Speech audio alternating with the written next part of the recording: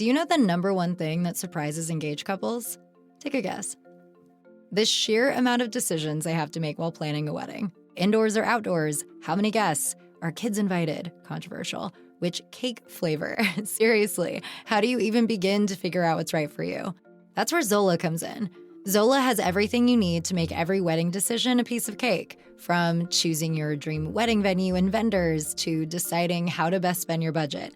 With tons of customizable wedding websites, save the dates and invites, every detail will feel like you. Zola will even help you choose the gifts, experiences, and cash funds you really want. The next thing you know, you've planned your whole wedding all in one place. From getting engaged to getting married, Zola has everything you need to plan your wedding in one place. Start planning at Zola.com. That's ZOLA.com.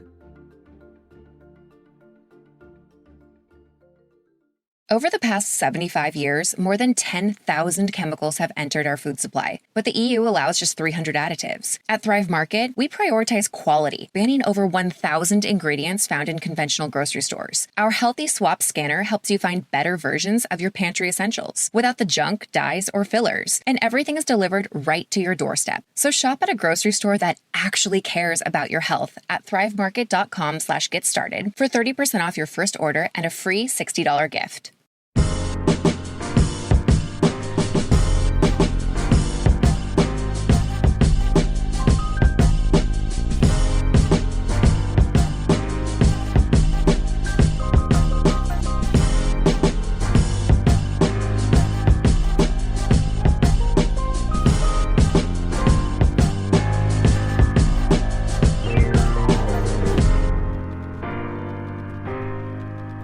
Hello, everyone. My name is Gabrielle Crichlow. I'm from A Step Ahead Tutoring Services. Welcome to the second episode of Hot Topics, where we talk real talk about things that are happening in education, employment, mental health, social services, or anything else steamy. So our topic today is life as a parent. So my guest with me today, who's going to help me out, his name is Malachi Davis. Let me tell you a little bit about him. So Malachi is the co-founder of the Mal the Motivator Brand. He's a motivational speaker who has spoken at some of the most prestigious venues and institutions around the country. In addition to motivational speaking, he's also a mentor and a writer. He's written articles for the Long Island Press, Queen's Courier, CANA Foundation, the Knocturnal, and One World Fest Global. He's worked with the likes of Congressman Steve Israel, NBA player Tobias Harris, and NBA agent Torrel Harris. He majored in creative writing at New England College, where he was also the captain of the basketball team. And most notably, he was featured on the Ellen DeGeneres show as a guest due to his writing ability. He's done voiceovers and has even helped to work on an ad that was featured on 3 billboards in Times Square. So, Mr. Davis, thank you so much for coming on today. Oh, no problem. Thank you for having me. It's my pleasure. Awesome. All right, so let's get started. So you have an interesting story about life as a parent. Please tell us about it. I'm a dad to a 3-year-old girl. Her name is Rain Davis. And I'm definitely part of that girl dad hashtag that a lot of people have been doing lately, since Kobe, having all those girls and stuff like that.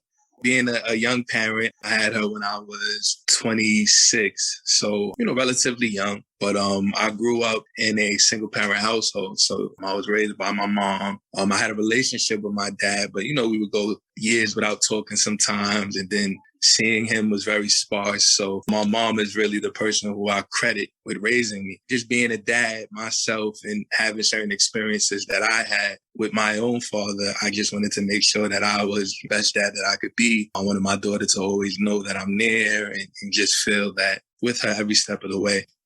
Awesome. So you mentioned that you were raised by a single parent. So Yes. Can you talk a little bit about that? Absolutely. I think for me, it was a little different than some other people's stories. I know a lot of people talk about being raised by a single parent, and it's kind of like they felt different coming up, or they saw their friends with dads and grew up in households where their parents were married, so it made them feel ostracized. For me, it really wasn't so much like that. I always tell people my mom did such a good job making me just feel loved that I never really felt like anything was missing. I never was embarrassed when it would just be my mom at parent-teachers nights and stuff like that. And just watching my mom be strong, I think I learned a lot about fortitude, perseverance, strength, watching my mom, as a single mother, get her master's, just go on and do so many things. And she never really allowed that to stop her. Being a single parent, she still made sure to be successful and do her own endeavors, but she still made sure she was a great mom. She raised me to the best of her ability, and I never really felt like I was missing anything, not living with my dad.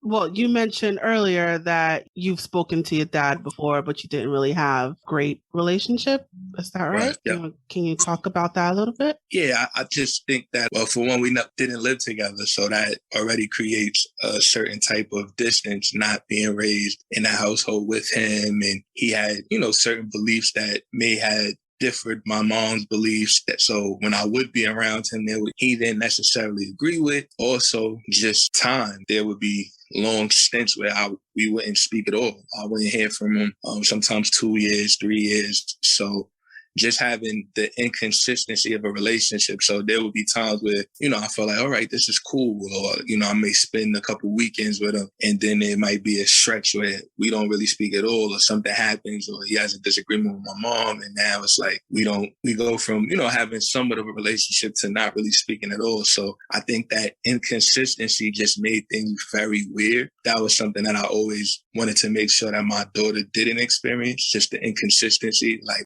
sometimes my dad is there and then sometimes he's not. And I just feel like that's a very unstable way to live or have a relationship where you don't really know what's next. 1 minute we could be cool, and then the next minute we have a fallout or disagreement. I don't hear from you for a couple of years. So that was kind of the basis of our relationship. And I imagine that because you had that kind of unstable, rocky relationship with him, that it affected the way that you parent your daughter. Is that fair to say? Absolutely. In a positive way, though, I would say. I think I always tell people you can either learn two things from adversity. One, you can succumb to the adversity and be the thing that you hated or the thing that you didn't care for, or you can look at what you didn't have and then correct what you saw and be better. So I feel like I chose to look at the things that I didn't like per se, or the things that made me feel a certain type of way that I knew weren't positive. And I just wanted to change and adjust that. So I knew that, all right, I may not have the best model of what to do, but I do have the best model of what not to do. And I just implemented the things that I know I wanted as a child or, as a young kid. And I try to make sure that those are things that I implement in my relationship with my daughter. Well, since you have a daughter, I'm wondering, would it be different if you had a son? Like, would there be certain ways that you would act are you acting the way you're acting because you have a girl as opposed to a boy? I don't think it would necessarily be different in terms of my approach, because it would just be me kind of doing the same things, like just trying to be there, trying to make sure that the consistency is there, and make sure that there's never a time where they don't feel loved or they don't feel wanted. But I think the only difference with a son would just be that it would be more of a mirror to me and my dad, because I, obviously was a boy. So I just think it would be more of a reflection of the pride that men have when they have sons, that to carry on their legacy. Not saying that your daughter can't do that, but just, your daughter gets married, she takes her husband's last name. Your son gets married, he keeps that last name and passes it on to his children and things of that nature. So I just think in terms of that part, it would be different. But as far as my approach and the things that I would do, I think it would still be the same thing. Just trying to be a nurturer, try to make sure that he was feeling loved and that there was never a question of the consistency of his father. So when you say feeling loved, what does that look like? For me, I just think consistency is important with children. When a child Because I always say to people that you can tell a person that you love them until you're blue in the face, but your actions are what's really important. I think children associate consistency and being there with love. I know I did as a child. What part of the main reasons why I felt so loved by my mom was the consistency. She was always there through thick and thin. No matter what adversity she and I faced, I knew I could always count on her, and that was love to me. There's never going to be a time, there's never going to be a situation that'll make my mom not be there in any capacity. Like, she's always going to be there 100%. She's always going to sacrifice. And I just think the other thing that I, associated with love, what I feel is important with love is just sacrificing. And I know my mom made a lot of sacrifices being a single parent.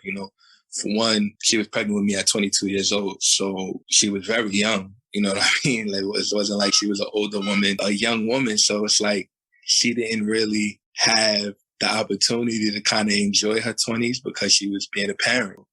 When her friends were clubbing and partying, enjoying their early 20s, she was hustling, trying to make ends meet, trying to make sure that I was okay. I had good clothes, food in my stomach, a roof over my head. So I always associated that with love as well. Just knowing, my mother will sacrifice anything to make sure I'm happy. That was one of the main things that I tried to take from my mom and incorporate in me being a parent, is just knowing, like, I'll make whatever sacrifice has to be made for my daughter. And I know that she'll appreciate that in the long run when she gets older and realizes that, life isn't easy. And sometimes those sacrifices meant sacrificing my own happiness to make sure she's happy. But I feel like as a parent, that's what you do. And that's true unconditional love.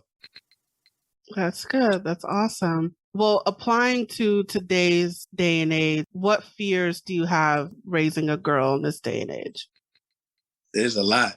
I think that social media, entertainment, reality TV has really tainted the image of what it is to be a lady. So, I also have sisters, and my little sisters are teenagers. So, like, I kind of see the influence of, like, the Cardi B's and, these different entertainers that kind of promote a certain thing and the sexualization of certain things. I know that it's definitely a fear of mine, because I know as a father, just being as protective as I am of my daughter, I don't really want that influence to affect her, and I know it's kind of like inevitable that at some point she's going to be into that type of stuff, and she's going to be on Instagram and Twitter, and, certain things just are out of my control. But I just hope to be able to raise her in a way where she's aware of, what's appropriate, what's not appropriate, what's respectable, how she should carry herself. I think all of those things are very important, integral when it comes to raising a young woman. Because I do know that it's not easy in this, day and age where everything is just so... I think social media for me, I think, is what really made things a lot different. Because when I was coming up, it wasn't so social media driven. Like, we didn't have the Instagram and the Facebook and, all of these things that young kids have access to. So there were a lot of things that we weren't seeing and that we were sheltered from. Whereas now, as soon as you're old enough to get on the computer, you have access to these things. So, my fear is just, I wouldn't say fear, but my concern is just that her upbringing will be strong enough to not get sucked up in some of the things that she will come across in life. And her mom is in the picture, right? I know it's you and your wife. Yes, right? Absolutely. So there is that 2-parent household for her, where as opposed to you had the 1-parent household. So how do you think things are different with having a 2-parent household as opposed to a 1-parent household? I think there's a difference. Well, there's definitely a difference. I believe the biggest difference is people don't really listen to what you say. They watch what you do. So I feel like it's way more effective to be the example of what you're trying to, like, get across to someone that's trying to portray than they just say it. So it's like, for example, if I'm a drug dealer and, I'm poisoning my community, but I'm trying to tell the youth, listen, don't do this, don't do that. They're not going to hear my message if my actions don't display what I'm saying. So it's like, the first thing they'll say is, well, you're a hypocrite. How could you tell us not to do this if you're doing it? But if I'm living a life where I'm not doing that, I'm only giving back, they only see me doing positive things, my message will be a lot more, effective just based off of what they see. Because now it's like, all right, well, I see what he's doing in the community and I can model myself after that. So I feel like it's the same thing with everything in life. And as a parent, when you're showing your child a healthy relationship and they're able to see their parents loving each other and working together and just raising them as a team, they automatically aspire to be like that because that's all they know. That's what they see. So that's what becomes normal. The same way dysfunction can become normal. So if you grow up, you don't have both parents in your household and, you're growing up and seeing certain things, that dysfunction becomes a normality. So now you start to live like that because that's all you know. And you're just mimicking what you see, what you go through on an everyday basis. So I think the biggest thing with her having, her mom and I in the same household, raising her together, is she'll have an example right in her own household of what it should be like and what it's supposed to be like. And that's where she'll differ from with me and anybody else who grew up with a single parent and didn't really have the functional two-parent household marriage, seeing their parents loving each other. And I just think that all of those things are great visuals for the person, because I do have friends that grew up that way and, they got married early because they saw that. So getting married was normal to them. Whereas to me, it wasn't so much as of a normality. So that was something that I have to seek on my own. It wasn't like, oh, well, that's normal because I saw it. And that's why I'm, just doing it because I'm following what I saw in my upbringing. So I just feel like I'm happy to know that she has a walking visual of the right way to do things. That's awesome. That's absolutely amazing. So there was interesting thing that we talked about in our preliminary meeting, in that because you were raised with a single parent, that makes you want to be more of a parent to your daughter. Right. Can you talk about that a little bit?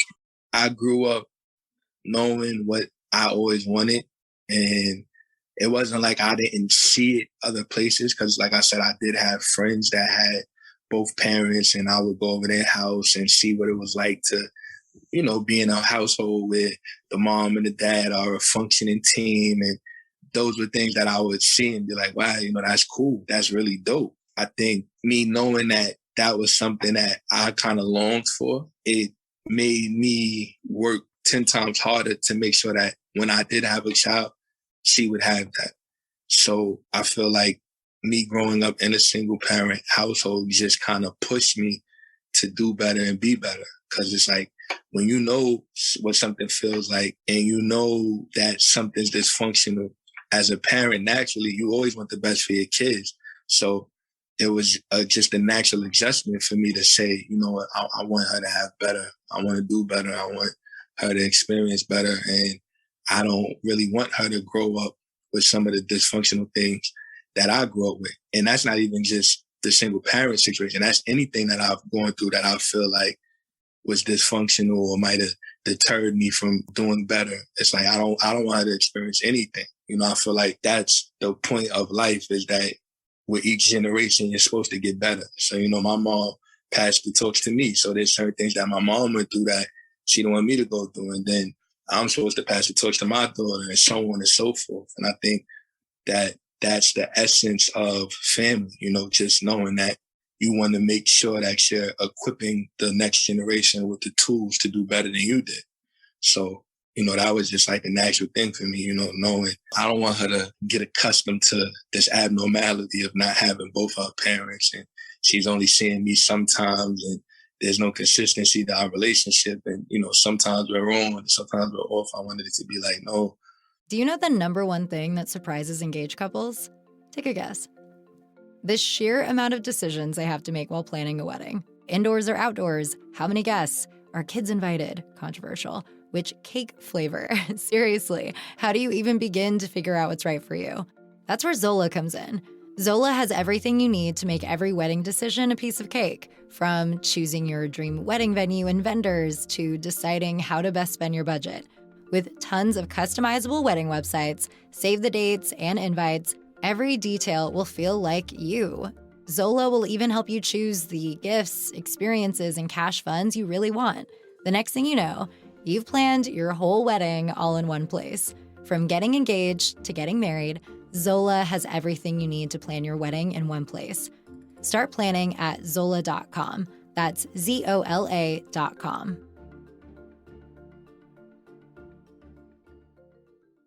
My dad is always there. I know I can always count on him. He lives with me. He takes me to school. He's very, active and integral in my growth and development. So, it's just about that for me. Right. And I hear that. I hear you want better. You want more. You don't want her to have the same relationship with her father being you as you did with your own father. So with that said, what kind of parent do you think you are right now? I think I'm a great parent. Obviously, there's things that I can improve on, not so much in my relationship with her, but just in life in general, because there's certain things that I want her to always know just for like life lessons and stuff like that. Because obviously there's certain traumas that I've experienced that make it that I'm a certain type of way, like we all have to heal. Mental health is important. Dealing with certain traumas are important. So I feel like in that way, I still have some work to do. But in terms of my relationship with her, we're great. I spend a lot of time with my daughter. She's really a daddy's girl. Like, we go to the park, we go to the movies, we have little lunch dates. Like, we do a lot. I know that she feels the love, she feels the affection. That's something that she'll never have to question with me, because it's like she's well aware of how much I love her just by my actions and just by me being there. Like, that's half the battle, just being there. And then the rest is just you doing the right thing while you're there. And I feel like I've done a great job. I try to be the same type of parent my mom was with me when it comes to just being affectionate and loving. And I feel like I had a great blueprint from my mom. So I'm kind of just, following that blueprint really, and then just trying to incorporate all the things that I learned from her and just the village that raised me. Because, they always say it takes a village. And I definitely had a lot of, great examples in my life, uncles, my grandfather, my aunts. My grandfather was one of 6, so he has 5 sisters. So, all of them were very integral in my upbringing. My great-grandmother. So I definitely had a great village to kind of show me certain things and stuff like that. So I definitely say I'm a great dad. That's awesome. So I also want to point out that it's about having male role models, since you didn't really have a consistent one, is that you had basketball, so you were able to find those missing male role models. Right. Talk about that a little bit? Well, yeah. So I played basketball from, I would say, like 5th grade all the way up until college. I was actually ranked in the country and in the state. And I definitely had a lot of coaches that stepped up to the plate and were great male figures, and basketball is like that, because when you're a coach, it's like you're leading a lot of young men and you spend a lot of time with your coaches. You're traveling, you're on the road, you're basically with your coach all summer. Your AAU is like literally the whole summer. So spending so much time with my coaches, they definitely had a huge impact. And I was lucky enough to have a lot of coaches that didn't just look at me as as an item or as an asset in terms of, oh, he's a great basketball player. They looked at me like, this is a young man. And as a male, and a lot of my coaches were African-American males, they like, I have to lead and show him, what it's supposed to look like and stuff like that.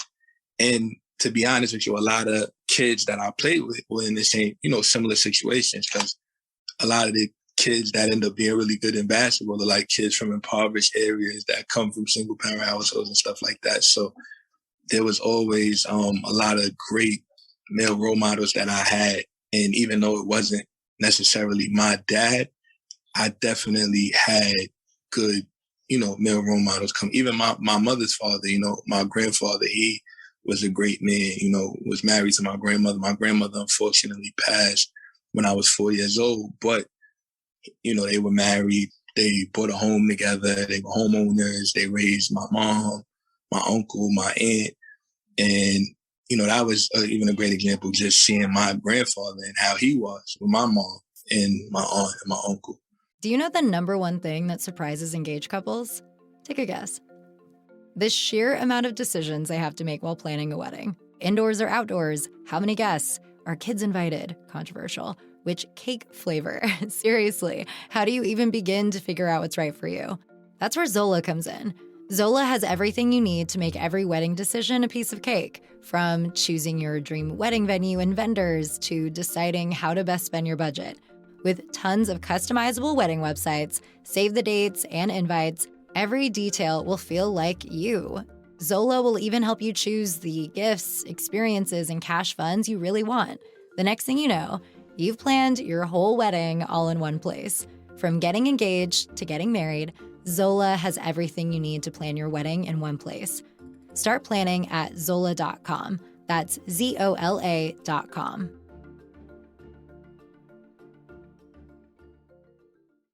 He wasn't the most affectionate person in the world. He was definitely like a drill sergeant, but in terms of just being a present father, financially making sure, all of them were good, paying for them to go to school, all of those things were definitely things that resonated with me and stuff I saw. And I said, I want to be like that. I want to be able to pay for my daughter to go to college, and that's not a problem. She knows that that's something she could count on me for. So, yeah, I definitely had a great village and a lot of good male role models and passion, my uncle, my great-grandfather. So I definitely had something, That's awesome. The fact that what you were missing, you were able to find in other ways.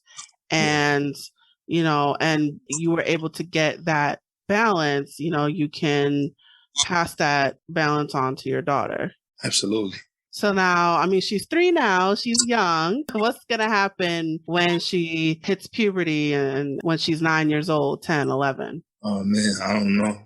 Like I said, I have 2 sisters and they're a lot younger than me. So I kind of experienced it with them. So that was like good practice, but it's definitely not anything I'm looking forward to, after going through it and seeing it with my sisters. But fortunately, I have her mom, who is a woman who will be able to relate to what it's like to be a woman at that age. My mom and I are very close. So I have her, it's my 2 sisters. And, it is a lot of, I'm going to be honest, like I always make a joke and say, we need more testosterone in my family because there's so many women. Like I said, my grandfather has 5 sisters, my mom, my aunt. I think I'll be okay because I have all of that women influence, and they were all young women at one point. So they kind of know the ins and outs of that. And I'm not above asking for help. You know what I mean? Like I'm not that like prideful person that'll be like, I'm just going to figure it out on my own. Like, no, I know they have more experience in that field than I do. So I definitely don't mind reaching out, getting assistance. We should be all right.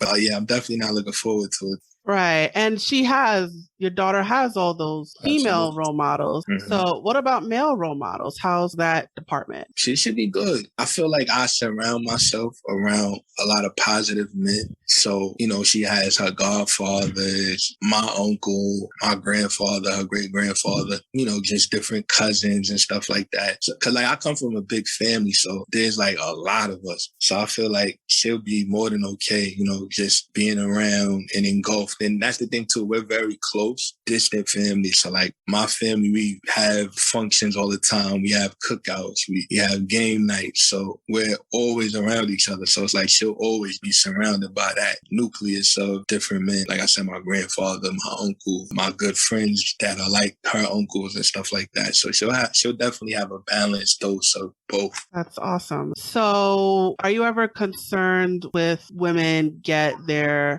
idea of the type of men that they want based on their father? So Right. are you ever concerned about what kind of model you're setting yourself and what kind of men do I want my daughter to be around and to have in her life? Well, definitely. I know that I wouldn't say so much concern, but definitely cognizant of it. Like I definitely try to make sure that I'm giving off an example, because obviously, like you said, I do know that, you're your child's first like role model. So whatever she sees me do is most likely what she's going to feel is the standard. So I definitely want to make sure that I'm setting the example and showing her these are the things that you shouldn't accept. These are the things that you should accept. These are the standards that you should have when you're looking for a husband and stuff like that. Yeah, those are definitely important things for me. And obviously surrounding myself with people who are like-minded so that when she's around them, it's the same thing. So yeah, I'm definitely cognizant of that, because I do know that that's the first example they get. I try to make sure I'm setting the right example. Like what? What kind of qualities do you want your daughter to find in a partner? Supportive, loving, intelligent, grounded, family orientated, understanding, financially, definitely someone who can provide. I don't want to make that such an important thing, because I know that at times you can be with someone who's financially stable, but they're horrible. They're a horrible person. They're not there for you emotionally. They're not there for you mentally. So I feel like, although that's something that I want her to look at, I don't want to make that the most important thing, but definitely the love, the emotional support, the understanding, and just the willingness to be able to build and understand each other. Because I know in a relationship, that's very important, just being able to understand your partner. You're going to bump heads sometimes. There's going to be adversity, but you just have to always be willing to talk and communicate and be willing to, make adjustments together, because nobody's perfect. No relationship is perfect. So I just want her to have that with somebody that she can know, like, this person loves me, he understands me, he cares for me. He's willing to, make adjustments. He's willing to talk. He's willing to just be an emotional stability for me. And also someone consistent who will be there. Yeah, definitely. So what advice would you give to parents out there? In terms of like just raising a child? Yes. I would just say be the example that you want your kids to follow. Like, you can't depend on TV for that. You can't depend on social media for that. You can't depend on other people for that. You have to be the example that you want to see. So it's like you can't have a dysfunctional marriage and want your child to be in a functional marriage.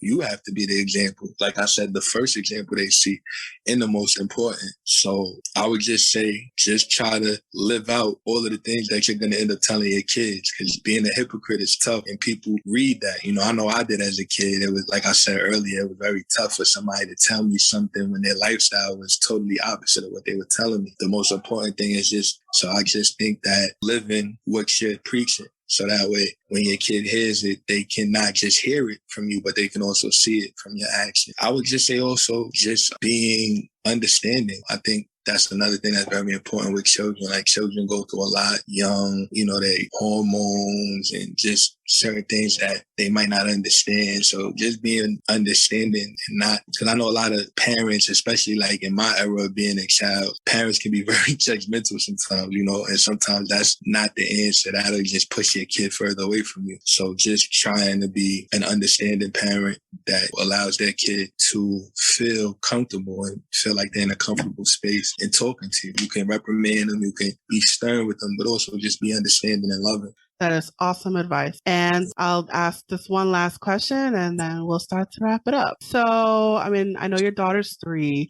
So if, let's say she were a little older and I went up to her and I said, what do you think of your dad? What do you think she would tell me? She would probably say, My dad is really funny because we're jokesters. Like she and I are like two comedians together. She'll definitely say that she loves me a lot. She says that now. She'll definitely say that I'm supportive. And I think she'll definitely appreciate, how I love her mom. He sees me be affectionate with her mom. She sees me talking to her mother in a gentle way. She doesn't really see us hard, not cursing at her mother. And like I said, I'm doing the opposite of certain things that I saw. It's like she'll definitely be able to say, like, my dad is a great example. And just that he loves me. I know that there's no way she could ever question that. Right. And the fact that you took your experiences, especially with your own father, and you're applying it to your experience now as a child. And you brought up something earlier that was really interesting. Like you learned from your father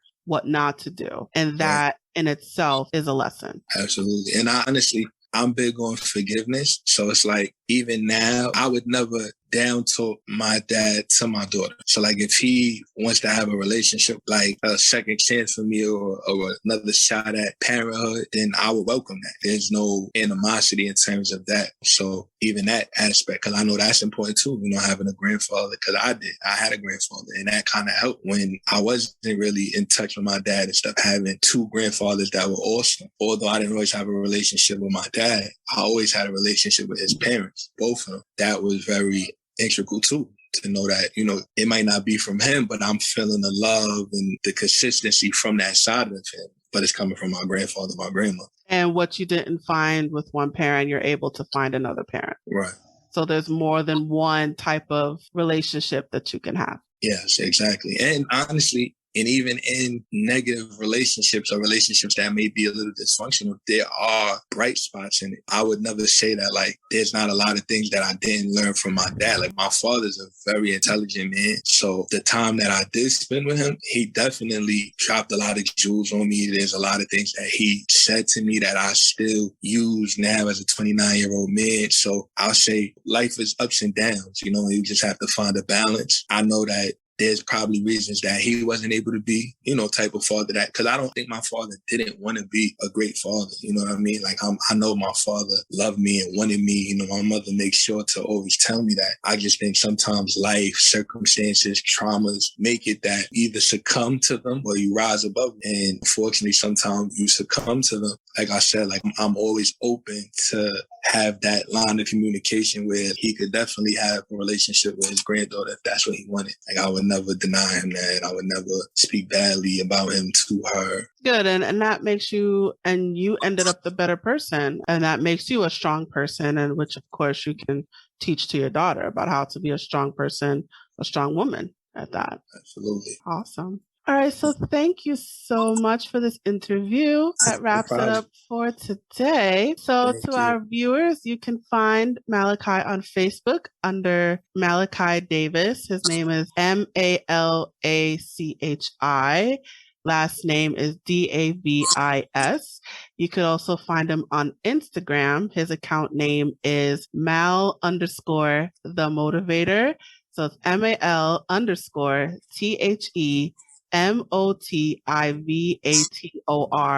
And his Twitter account is MALYMAL92. So that's at MallyMal92. And he is, of course, a motivational speaker. So if you are looking for a speaker for your event, for a conference, whether it's, well, are you speaking in person?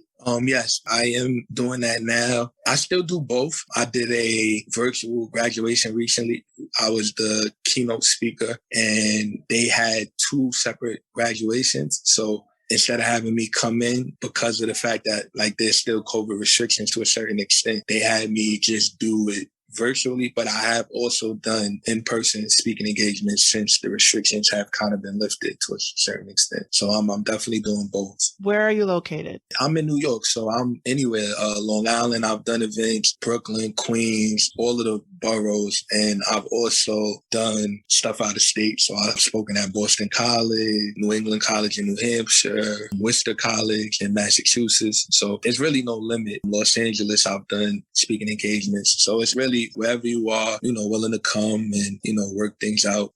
Awesome. Awesome. So if you're looking for in-person speaker, you just heard him. He's willing to travel anywhere in the country. So looking for somebody in person, virtual, he's definitely available. Just send him an email at mallymal329@gmail.com. That's MALYMAL329@gmail.com. Mr. Davis, thank you so much for coming on today. This was awesome. No problem. Thank you, Gabby. I appreciate it. Yes. And thank you to our viewers for joining us today. Please check out our YouTube channel for more videos and clips. And don't forget to subscribe. So please tune in next time. That's all for today. Signing off. Bye.